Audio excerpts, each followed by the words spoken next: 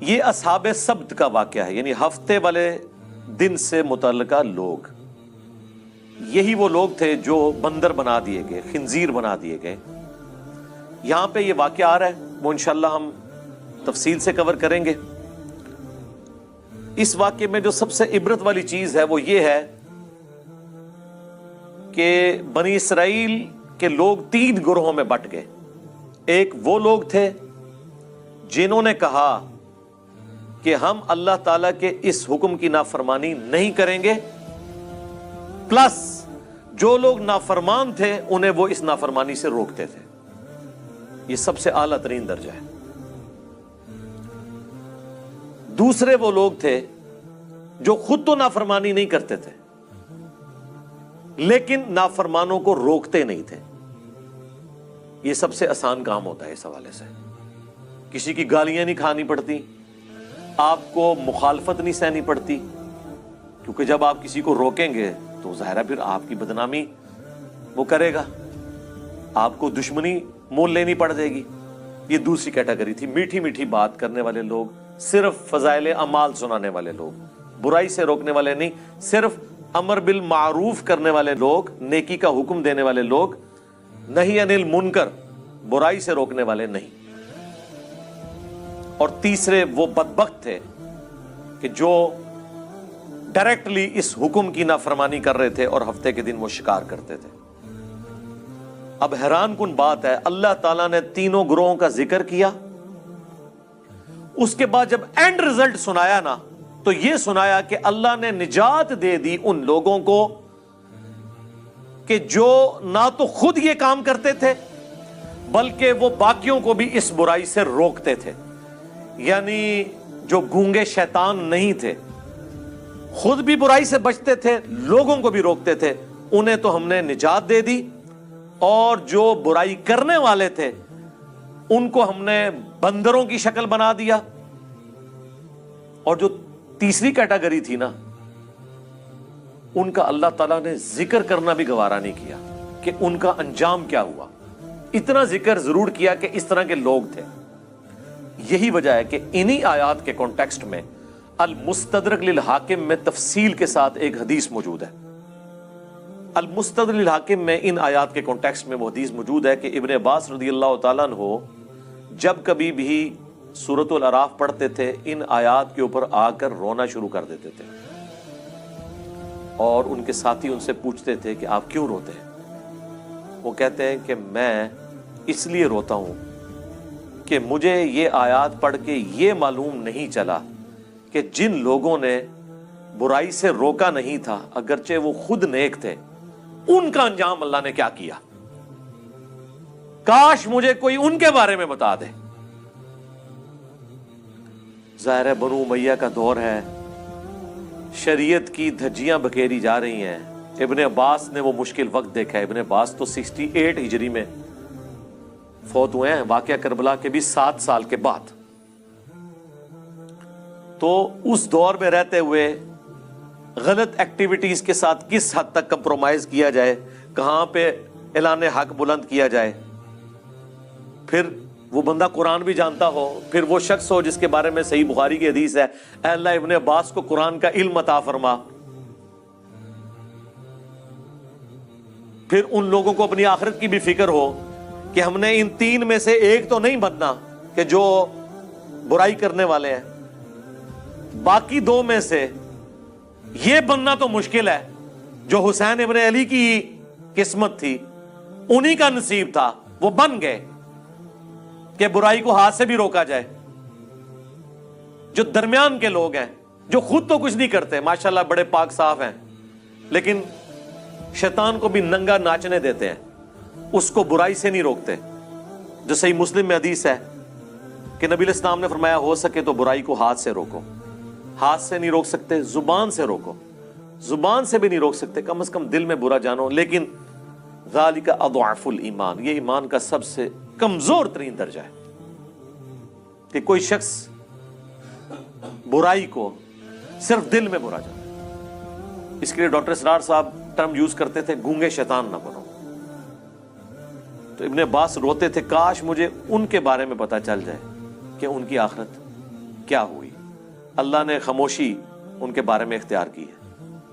بہرحال جتنا میرا قرآن کا فہم ہے، جو میں اللہ تعالیٰ کے مزاج کو سمجھ سکا ہوں قرآن کی روح سے، مجھے تو یہی لگتا ہے کہ جو گونگے شیطان تھے ان کا انجام بھی انہی کے ساتھ ہوا جو برائی کرنے والے تھے، کیونکہ اللہ تعالیٰ کی رحمت کا تقاضا تھا کہ اللہ نے جنہیں نجات دی ہے انہیں مینشن کرتا۔ جب نجات دہندہ کو مینشن کیا تو اللہ نے صرف انہی کو کہا جو نجات پا گئے تھے، ان کے علاوہ اگر کسی کا ذکر نہیں کیا تو یہ ڈیفینیٹ ہے کہ وہ نجات نہیں پائے تھے، اور ان کا کچھ بھی انجام ہوا ہو ایٹ لیسٹ وہ ان لوگوں میں شامل نہیں تھے جنہیں اللہ نے نجات دی، کیونکہ اللہ کے ہاں تو 0-1 ہے، یا بات مانو یا نہ مانو، یہ ٹوٹل پیکج ہے۔ اب وہ آیات کی طرف آ جائیں۔ پوچھو ان سے اس بستی کا حال جو ساحل سمندر کے اوپر آباد تھی۔ یہ چھوٹی چھوٹی سمندری جھیلیں تھیں جو بعد میں جوڑ کے گوروں نے نہر سوئز بنا دی۔ اس زمانے میں یہ سمندری جھیلیں تھیں جو آباد تھے ساحل سمندر۔ اذ یعدون فی السبت، جب وہ حد سے بڑھ گئے ہفتے کے دن کے بارے میں۔ اب اللہ نے چونکہ آزمائش بنایا تھا، باقی پورے ویک میں مچھلیاں سامنے نہیں آتی تھی، بڑی مشکل سے چند مچھلیوں کا شکار ہوتا تھا، اور ہفتے والے دن مچھلیاں ان کی آنکھوں کے سامنے پھدکتی تھیں۔ مچھلیوں کو بھی پتہ چل گیا تھا کہ آج کے دن ان کے ہاتھ پاؤں بندھے ہوئے ہیں، یہ کچھ کر نہیں سکتے۔ ان کو بھی اپنے ایکسپیرینس سے پتہ چل گیا تھا، تو وہ بھی اللہ تعالیٰ کی طرف سے ان پہ آزمائش مسلط ہوئی کہ ایک بھوکے بندے کے سامنے آپ لا کے مرغن غذائیں رکھ دیں تو ظاہر ہے اس کا تو روزہ ٹوٹے گا۔ اسی کا اللہ نے ذکر کیا ہے، اذ یعدون فی السبت اذ تأتیہم حیتانہم یوم سبتہم شرعا، جبکہ ہفتے کے دن ان کے پاس مچھلیاں پانی پر پھدکتی تھی، سامنے آ جاتی تھی، یعنی انہوں نے چینگے لاندیاں سن کہ ہاں جی پھڑ لو ہن، اب ان کے سامنے آ رہی ہیں آزمائش ان کے لیے۔ وَيَوْمَ لَا يَسْبِتُونَ، اور جب ہفتے کا دن نہیں ہوتا تھا، لا تأتیہم، تو ان کے پاس وہ نہیں آتی تھی۔ باقی دنوں میں ان کو مشکل سے شکار کرنا پڑتا تھا، ہفتے کے دن ان کے سامنے پھدکتی تھی۔ اب یہ آزمائش تھی، اسی لیے ہفتے والے دن وہ کثرت میں سامنے نظر آتی تھی۔ کذالک، اس طریقے سے، نبلوہم بما کانوا یفسقون، ہم نے آزمائش میں ڈال دیا بسبب اس کے کہ وہ نافرمانی کیا کرتے تھے۔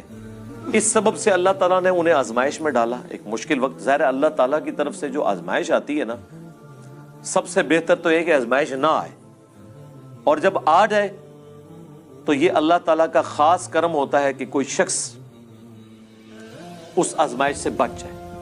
نبی علیہ السلام نے تو اسی لیے دعا کی ہے، جو میں نے اکثر آپ کو بتایا ہے، جامعہ ترمذی میں، مسند احمد میں، اور مشکاۃ المصابیح میں بھی 748 نمبر حدیث ہے، جو نبی علیہ السلام کو خواب میں اللہ کی زیارت ہوئی تھی، اس میں آپ نے جو دعا کی تھی، اور نبی علیہ السلام نے کہا کہ یہ میری دعا لے لو اور باقی لوگ بھی یاد کرو، اس میں یہ بھی الفاظ ہیں، وَإِذَا أَرَدْتَ فِتْنَةَ فِي قَوْمٍ فَتَوَفَّنِي غَيْرَ مَفْتُونٍ، اے اللہ جب تو کسی قوم کو آزمائش میں ڈالے نا تو ہمیں اس آزمائش سے دور ہی رکھنا۔ ہاں، یہ نہیں ہے کہ انسان بہادر بن کے کہ اللہ میرے پہ آزمائشیں ڈال اور مجھے صبر دے، نہیں، یہ کہنا چاہیے کہ اے اللہ آزمائش سے دور رکھنا۔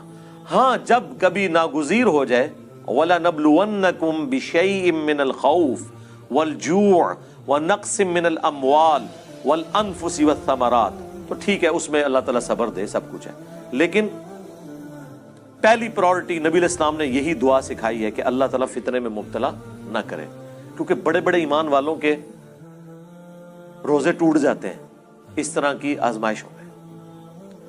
جب امام حنیفہ رحمہ اللہ کے اوپر مشکل وقت آیا ہے تو پھر امام حنیفہ ہی کھڑے ہوئے ہیں خلیفہ منصور کے خلاف، باقی ان کے زمانے کے بڑے بڑے علماء مصلحت کا شکار ہو گئے۔ جب احمد بن حنبل کے دور میں خلق قرآن کا مسئلہ کھڑا ہوا ہے تو احمد بن حنبل رحمہ اللہ نے ہی استقامت دکھائی ہے، باقی کئی لوگ جو ہیں اس زمانے کے جو بڑے بڑے ائمہ ہیں مسلط کے شکار ہو گئے۔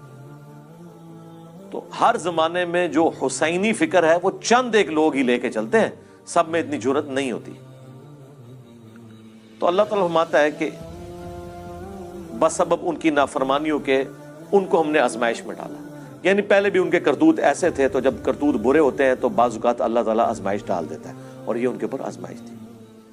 وَإِذْ قَالَتْ أُمَّةٌ مِّنْهُمْ، جب ان میں سے ایک گروہ نے کہا، لِمَ تَعِظُونَ قَوْمًا، کیوں تم ایسی قوم کو واعظ و نصیحت کرتے ہو، قَوْمًا اللَّهُ مُهْلِكُهُمْ، کہ جس قوم کو اللہ تعالیٰ ہلاک کر دے گا، او معذبہم عذابا شدیدا، یا انہیں شدید عذاب دینے والا ہے۔ یعنی کیوں سمجھاتے ہو ان نافرمانوں کو، چھوڑو، انہوں نے اپنی قبر میں جانا ہے، تم نے اپنی قبر میں جانا ہے، چپ کر کے تم تو برائی نہیں کر رہے نا، ان کو ان کے حال کے اوپر چھوڑ دو۔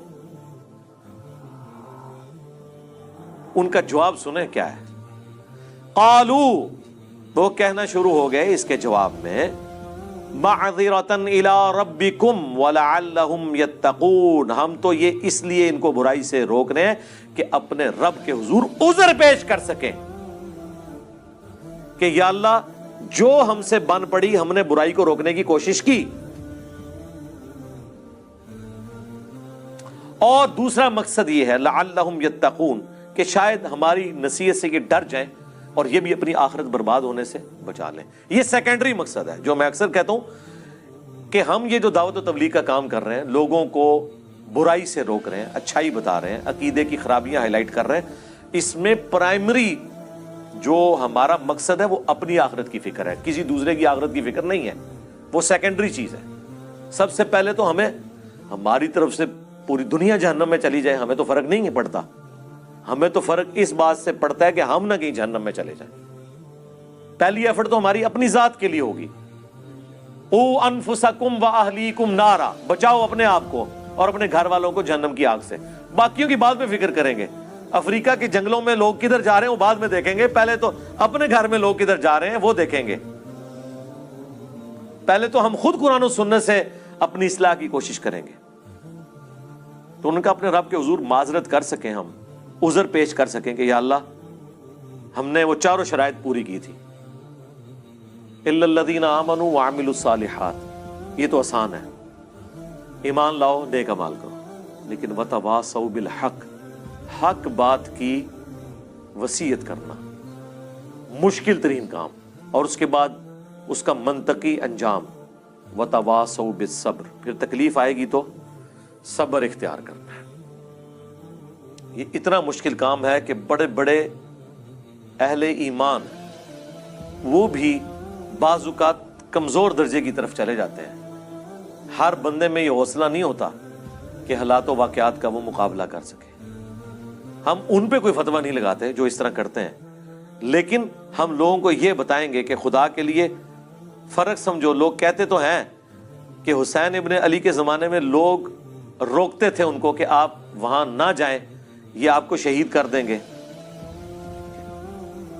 تو کیا وہ لوگ غلط تھے اور حسین ابن علی اکیلے ٹھیک تھے؟ میرے بھائی پہلے تو آپ اپنی اصلاح کریں۔ وہ لوگ حضرت حسین ابن علی کو غلط نہیں سمجھتے تھے، عبداللہ بن عمر یا عبداللہ بن عباس یا عبداللہ بن زبیر رضی اللہ عنہم اجمعین، وہ یہ کہتے تھے کہ آپ جن کے خلاف کھڑے ہوئے نا، انہوں نے رسول اللہ کی قرابت داری کا کوئی لحاظ نہیں کرنا، یہ دنیا دار بادشاہ بن چکے ہیں، تو ان کے شر سے اپنے آپ کو بچا لیں۔ وہ یہ نہیں کہتے تھے کہ آپ غلط ٹریک میں ہیں، وہ دوسرے معنوں میں یہ کہہ رہے تھے کہ یہ بدماش ہیں، آپ کے ساتھ ظلم کریں گے۔ تو جس طرح ہم نے خاموشی اختیار کی ہوئی ہے، کمزور درجے پہ ایمان پہ اپنے آپ کو رکھا ہوا ہے، ہمارے مقابلے پہ نہیں، اس زمانے میں حسین ابن علی کے مقابلے پہ، تو آپ بھی وہ درجہ اختیار کر لیں۔ لیکن حسین ابن علی کا اسٹانس یہ تھا کہ عبداللہ بن عمر، عبداللہ بن عباس یا عبداللہ ابن زبیر، ان کا بنو امیہ کے خلاف کھڑا نہ ہونا کوئی مسئلہ نہیں ہے، کیونکہ ان میں سے کسی کے گھر بھی نبوت نہیں آئی ہے، نبوت تو آئی ہے بنو ہاشم کے گھر، اور رسول اللہ کے علم کا وارث تو میں ہوں۔ اگر میں نے باطل کے ساتھ کمپرومائز کیا تو یہ دین کا حصہ بن جائے گا۔ یہی وجہ ہے کہ 3 بر اعظموں نے یزید ابن معاویہ کی بیعت کر لی، لیکن یزید کو ہضم نہیں ہو رہی جب تک حسین نہ کرے، کیونکہ انہیں پتا تھا کہ جب تک حسین بیعت نہیں کرتے تو یہ دھکے سے ہی ہماری حکومت ہے، لیجٹمائز نہیں ہوگی، یہ خلافت نہیں ہوگی، اسلامی حکومت نہیں ہوگی، کیونکہ نبی کے گھر والے ہی نہیں جب اسے مان رہے تو گارنٹی تو دینی ہے نبی کے گھر والوں نے، باقیوں کی گارنٹی کی کیا حیثیت ہے؟ یہ وجہ تھی۔ تو یہ ہمیشہ کم لوگ ہوتے ہیں اور وہ ڈرتے ہیں کہ یار اللہ کے حضور ہم کیا جواب دیں گے۔ فلما، پس جب نسو ما ذکروا بہ، انہوں نے فراموش کر دیا جو انہیں ڈر سنایا گیا تھا، جو نصیحت کی گئی تھی، انجینا الذین ینہون عن السوء، تو ہم نے نجات دے دی ان کو جو برائی سے روکنے والے تھے، یعنی جو حسین ابن علی کی نیچر رکھنے والے تھے ان کو تو مل گئی نجات۔ وَأَخَذْنَا الَّذِينَ ظَلَمُوا، اور پکڑ لیا ان کو ہم نے جو ظلم کرنے والے تھے، بِعَذَابٍ بَئِيسٍ بِمَا كَانُوا يَفْسُقُونَ، جن لوگوں نے اپنی جانوں پر ظلم کیا برے عذاب سے ان کو پکڑ لیا گیا بوجہ اس کے کہ وہ نافرمانی کیا کرتے تھے۔ فَلَمَّا عَتَوْا عَمَّا نُهُوا، جب انہوں نے سرکشی کی اس سے جس سے ان کو روکا گیا تھا، مَا نُهُوا عَنْهُ، جس سے وہ لوگ روکے گئے تھے، قُلْنَا لَهُمْ كُونُوا قِرَدَةً خَاسِئِينَ، تو ہم نے ان سب کے سب کو کہا کہ بن جاؤ پھٹکارے ہوئے بندر۔ بس اللہ نے تو پھر کن فیکون ہی ہوتا ہے، کہا اور وہ بن گئے۔ اللہم لا تجعلنا منہم، اللہم احسن عاقبتنا فی الامور کلیہا واجرنا من خزی الدنیا وعذاب الآخرہ، آمین۔